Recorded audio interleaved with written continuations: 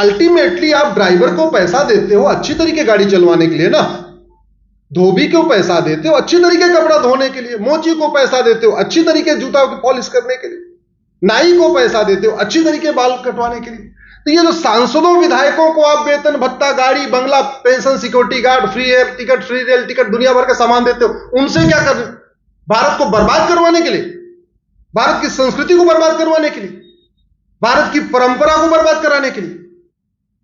अरे उनका काम है अच्छे अच्छे कानून बनाना, अच्छे अच्छे नियम बनाना, यही उनका काम है, इसीलिए उनको सब कुछ मिलता है। एक मैंने लेटेस्ट पीआई फाइल किया है प्रशांत जी सुप्रीम कोर्ट में, अभी जुलाई में फिर सुनवाई होगी उस पर। मैं सोच रहा हूं उस पर चर्चा हो जाए। आप लोग अपने घर में बदलाव करते रहते होंगे, थोड़ा सोफा इधर कर दिया, थोड़ी कुर्सी इधर कर दिया, ये करते रहते नहीं करते रहते? जोर से बोलिए जरा। अपने घर की नींव बदलते हैं क्या? फाउंडेशन बदलते हैं क्या? और फाउंडेशन कब बदली जाती है? जब घर को गिराना हो, जब घर को डिमोलिश करना हो। मान लीजिए आप फ्लैट में रहते हैं, 25 मंजिला फ्लैट में रहते हैं, तो जिस फ्लैट पे जो व्यक्ति रह रहा है उसको यह अधिकार है कि अपना ड्राइंग रूम बड़ा छोटा कर ले, आगे पीछे कर ले, किचन शिफ्ट कर ले, सूर्य के यहां से वहां कर ले, मंदिर के इधर से उधर कर ले, वो सब अधिकार तो है। लेकिन उस 25 मंजिला मकान में रहने वाले किसी को अधिकार है कि क्या उस पूरी बिल्डिंग की फाउंडेशन को बदल दे? और फाउंडेशन कब बदली जाती है? जब घर गिराना। भारत के संविधान की एक फाउंडेशन है, उस फाउंडेशन को प्रियम्बल कहते हैं। और लंबी चर्चा करने के बाद संविधान का प्रियम्बल तय हुआ था।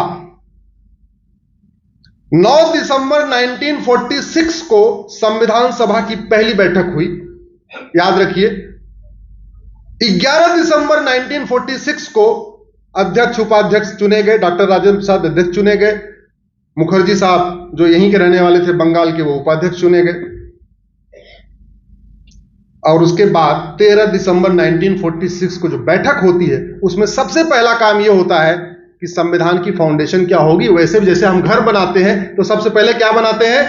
फाउंडेशन, नींव पहले तय करते हैं, बेसिक स्ट्रक्चर क्या होगा हमारे घर का। 9 दिसंबर 1946 को दिन भर चर्चा हुई, संविधान की प्रियम्बल क्या होगा, संविधान का बेसिक स्ट्रक्चर क्या होगा, संविधान की फाउंडेशन क्या होगी। उस दिन तय नहीं हो पाया। फिर 22 जनवरी 1947 को दोबारा चर्चा हुई और एक मत से 299 के 299 संविधान सभा के लोगों ने हमारा प्रियम्बल तय कर दिया, जिसमें लिखा हुआ equality, justice, liberty, fraternity, unity, national integration, democracy, Republic form of government और सॉवरेनिटी। ये तय हो गया। 15 नवंबर 1948 को एक प्रोफेसर केटी साहब थे, वो विदेश से पढ़े हुए थे, तो उन्होंने बोला कि नहीं नहीं नहीं, इस प्रियम्बल में थोड़ा बदलाव होना चाहिए। तो उन्होंने कहा भाई इसमें 3 शब्द जोड़ देना चाहिए, सोशलिस्ट, सेकुलर और फेडरल। ये तीनों विदेशी शब्द थे, विदेशी कॉन्सेप्ट था। दिन भर चर्चा हुई, डॉक्टर अंबेडकर ने उस चर्चा को कंक्लूड किया और एक मत से सबने रिजेक्ट कर दिया। इवन पंडित नेहरू ने भी रिजेक्ट किया, क्योंकि सब लोग कह रहे थे, तो उन्होंने भी कहा कि नहीं नहीं, जो प्रियम्बल है वो ठीक है। 3 दिसंबर 1948 को प्रोफेसर केटी साहब ने फिर से रिजोल्यूशन पेश किया, अमेंडमेंट मूव किया। उन्होंने बोला अच्छा एक काम करो, सोशलिस्ट, सेकुलर, फेडरल नहीं जोड़ सकते तो केवल सोशलिस्ट जोड़ दो आर्टिकल 1 में। आर्टिकल 1 मतलब जहां लिखा हुआ है इंडिया दैट इज भारत, उसको भी रिजेक्ट कर दिया गया। 6 दिसंबर 1948 को फिर प्रस्ताव पेश हुआ, एक काम करो आर्टिकल 18 में सेकुलर जोड़ दो। उड़ीसा के पंडित लोकनाथ मिश्रा थे, उन्होंने उसका जबरदस्त विरोध किया। महाराष्ट्र के एचवी कामत साहब ने विरोध किया, फिर वो प्रस्ताव फेल हो गया। फिर 17 अक्टूबर 1949 को संविधान सभा ने जो पहले से जो अप्रूव हुआ था उसी को दोबारा फिर से अप्रूव कर दिया। और संविधान सभा ने कहा आने वाली सरकारों को यह अधिकार तो होगा कि वो संविधान में संशोधन करें आर्टिकल 1 और उसके आगे, लेकिन कोई भी सरकार प्रियम्बल को नहीं छेड़ेगी। यानी संविधान का जो बेसिक स्ट्रक्चर है, संविधान का मूल ढांचा है, जो संविधान की फाउंडेशन है, इसको कोई नहीं छेड़ेगा। यह संविधान सभा ने 24 जनवरी 1950 यानी रिपब्लिक डे के 2 दिन पहले भी फाइनली भी कहा था। आज की डेट में जो लोकतंत्र लोकतंत्र चिल्ला रहे हैं, उनके पूर्वजों ने कैसे पाप किया। मार्च में 75 में इलाहाबाद हाई कोर्ट ने 12 जून 75 को इलाहाबाद हाई कोर्ट ने इंदिरा गांधी की सदस्यता रद्द कर दिया और बोला कि अब आप चुनाव भी नहीं लड़ सकते अगले 6 साल तक। इंदिरा गांधी तुरंत भाग के आई, हाई कोर्ट के फैसले को सुप्रीम कोर्ट में चैलेंज किया। 24 जून को 1975 को सुप्रीम कोर्ट ने कहा कि भाई आप प्रधानमंत्री तो रह सकती हैं, लेकिन आपको कोई अधिकार नहीं होगा, आप कोई डिसीजन नहीं लेंगी, आप एक कार्यवाहक प्रधानमंत्री के रूप में काम करिए जब तक अगला चुनाव नहीं हो जाता, अगला प्रधानमंत्री तय नहीं हो जाता, लेकिन आप कोई महत्वपूर्ण डिसीजन नहीं लेंगी। लगभग वो सारी कंडीशन डाल दिया था जो कुछ दिन पहले भी केजरीवाल जी को सुप्रीम कोर्ट ने दिया। अभी आपने सुना होगा केजरीवाल जी को जमानत मिली, तो क्या कंडीशन थी? आप मुख्यमंत्री कार्यालय नहीं जाओगे, किसी फाइल पे साइन नहीं करोगे, किसी चीफ सेक्रेटरी से नहीं मिलोगे, कोई महत्वपूर्ण डिसीजन नहीं लोगे। यही कंडीशन उस समय इंदिरा जी को दी गई थी। 24 जून 75 को सुप्रीम कोर्ट इनके ऊपर कंडीशन लगाता है और अगले दिन 25 जून को 75 को भारत में आपातकाल घोषित कर दिया जाता है। सारे विपक्षी नेताओं को जेल में डाल दिया जाता है। अकेला चैनल दूरदर्शन था, उसमें सुबह शाम केवल समाचार आता था, उसको भी बैन कर दिया जाता है। अखबारों का बिजली पानी का कनेक्शन काट दिया जाता है। जो अखबार थोड़ा बहुत इधर उधर कर रहे थे, जो सब पक्ष में लिख रहे थे वो तो ठीक था, जो थोड़ा सा विपक्ष में लिख रहे थे उनका बिजली और पानी के दोनों कनेक्शन काट दिया था। बेचारे पत्रकार उस समय घर से पानी लेके आते थे और किराए पे जनरेटर लेके पेपर छाप रहे थे। संविधान सभा 1950 में खत्म हो गई और लोकसभा का टेन्योर मार्च 76 में खत्म हो गया। ध्यान रखिए, मार्च 76 में लोकसभा का टेन्योर खत्म हो गया और दिसंबर 76 में संविधान के प्रियम्बल में वो शब्द जोड़ दिए गए जिसको संविधान सभा ने 3 बार रिजेक्ट किया और आज कह रहे हैं कि लोकतंत्र खतरे में है, 400 पार हो जाएगा तो लोकतंत्र खत्म हो जाएगा।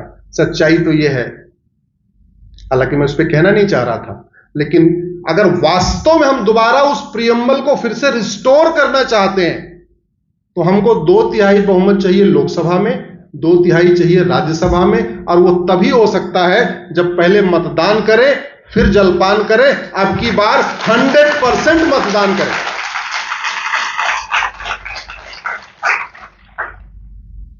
और क्यों? क्योंकि आपको अगर अलग अलग न हो 2/3 राज्यसभा लोकसभा में, तो दूसरा एक ही ऑप्शन है कि आप ज्वाइंट सिटिंग बुलाइए। ज्वाइंट सिटिंग में 521 सांसद आपको चाहिए। इस समय राज्यसभा में 117 है, तो 521 माइनस 117 कितना हो गया? 404। ये चाहिए आपको। उसके बिना आप इस प्रियम्बल को रिस्टोर नहीं कर सकते जो इमरजेंसी के दौरान बदल दिया गया।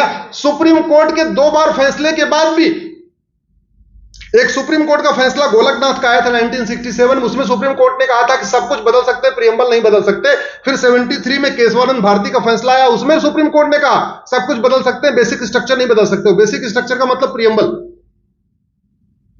तो सुप्रीम कोर्ट के 2 फैसलों को पलट दिया, संविधान सभा के सदस्यों की भावना को पलट दिया। डॉक्टर अंबेडकर जो कहते रह गए कि हम इसको बदलने का अधिकार नहीं दे सकते, उसको पलट दिया। अच्छा, इसमें खतरा क्या है? संविधान सभा में चर्चा हुई थी कि क्यों अधिकार नहीं दे रहे हैं प्रियम्बल को बदलने का। तो उसमें डॉक्टर अंबेडकर का यह कहना था कि एक बार अगर हमने प्रियम्बल को बदलने का अधिकार दिया तो इसकी कोई लिमिट नहीं होगी, भगवान जाने क्या क्या लोग इसमें जोड़ देंगे और क्या क्या घटा देंगे। अगर प्रियम्बल में 2 शब्द जोड़ा जा सकता है तो 2 शब्द घटाया भी जा सकता है। अगर प्रियम्बल में सोशलिस्ट सेकुलर जोड़ा भी जा सकता है तो कल को किसी के पास फुल मेजॉरिटी आ जाए तो सोशलिस्ट सेकुलर की जगह हटा के उसमें शरिया भी लिख सकता है। कल को अगर बहुत बड़ी मेजॉरिटी आ गई तो इक्वलिटी को हटा के अनइक्वलिटी भी कर सकते हैं, जस्टिस को भी हटा सकते हैं, डेमोक्रेसी को भी हटा सकते हैं। इसलिए संविधान सभा ने कहा था कि नहीं, प्रियम्बल नहीं बदलेगा, मकान की फाउंडेशन नहीं बदलेगी, ऊपर के केवल स्ट्रक्चर बदले जाएंगे। दुर्भाग्यवश उसको किया गया, एक के बाद एक लगातार। जब भारत का संविधान बना तो भारत के संविधान में 22 पार्ट में 22 चित्र बने हुए थे।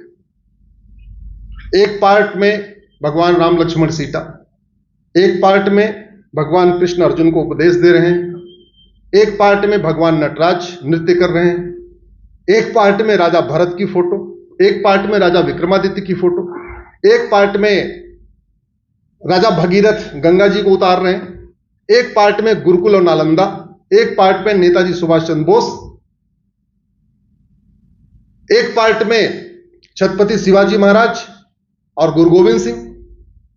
और उन सारे चित्रों की जो डिजाइनिंग हुई थी यहीं बंगाल से ही हुई थी, यहीं से डिजाइन किया गया था। और वो सारे चित्र एक पर्टिकुलर पर्पज के साथ थे। उदाहरण के लिए पार्ट 15 इसका इलेक्शन से रिलेटेड है, तो पार्ट 15 पे प्रशांत जी छत्रपति शिवाजी महाराज और गुरु गोविंद सिंह की फोटो रखी। उद्देश्य क्या था कि सारी पॉलिटिकल पार्टियां जिनका रजिस्ट्रेशन उस पार्ट 15 में होता है वो छत्रपति शिवाजी महाराज और गुरु गोविंद सिंह के आदर्शों पर चलेंगे। और वोटिंग का राइट कहां से मिलता है? वो भी पार्ट 15 से मिलता है। और मतदाता गुरु गोविंद सिंह और छत्रपति शिवाजी को समझेगा, उनके आदर्शों को समझेगा, और फिर यह देखेगा कौन सी पॉलिटिकल पार्टी सबसे ज्यादा उनके आदर्शों पे चल रही है, उसको वोट करेगा। यह उद्देश्य था संविधान सभा में चित्रों को रखने का, छत्रपति शिवाजी महाराज और इनको चित्रों पर एक झटके से निकाल दिया। दोबारा हम क्या इन चित्रों को जोड़ना चाहते हैं क्या? जोर से बोलिए। अब दोबारा जोड़ने के लिए लोकसभा में 2/3, राज्यसभा में 2/3 अगर अलग अलग ना हो तो संयुक्त रूप से 521, और वो तभी हो सकता है जब पहले मतदान करें, फिर जलपान करें, और अब की बार 100% मतदान करें। और केवल आपके सचेतन लोगों के मतदान करने से नहीं होगा, ये एक एक सचेतन को 100 अचेतन को जगाना पड़ेगा। आप अगर वोट दे के आए तो कोई फायदा नहीं, आपको तो एक बार अपना मोबाइल उठा के देखना पड़ेगा। आपके मोबाइल में अगर 500 लोग हैं तो प्लीज 500 मिनट देश के लिए खर्च करिए, एक एक मिनट के लिए फोन कर लीजिए।